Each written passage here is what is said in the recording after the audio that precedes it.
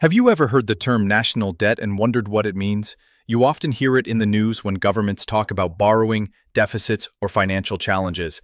It may sound complex, but the idea is actually very simple. National debt is the total amount of money a government owes to lenders. Think of it like a credit card. If you spend more than you earn, the unpaid balance becomes debt. Over time, if you keep borrowing without paying it off fully, the balance grows larger. Governments work in a similar way. When they spend more than they collect in taxes, they run a budget deficit. To cover that gap, they borrow money. Year after year, all these deficits add up, and the total becomes the national debt. So who lends money to governments? It can be a mix of people, businesses, and institutions. Many citizens lend money to their own government by buying bonds.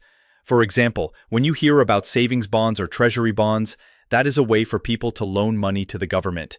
Banks, pension funds, and foreign governments also buy these bonds. In return, the government promises to pay them back with interest. Why do governments borrow so much? One reason is to fund important projects like roads, schools, and hospitals, which can be too costly to pay for all at once. Another reason is to handle emergencies. During wars, natural disasters, or economic crises, governments often need to spend far more than they collect in taxes. Borrowing allows them to cover these urgent needs without raising taxes suddenly. Now, let's talk about the impact of national debt. Having some debt is normal, and many countries carry it for years without major problems. Debt can even help the economy by allowing governments to invest in growth. But too much debt can create challenges.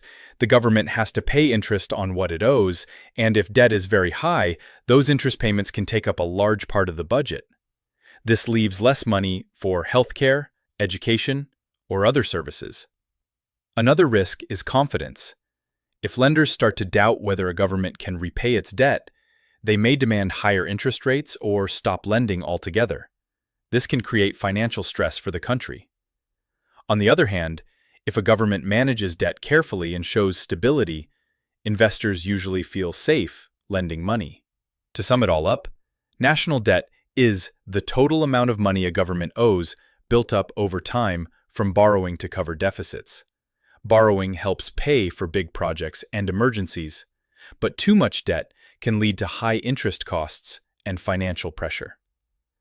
Managing national debt wisely is important for stability, growth, and the future of the economy. Thanks for watching.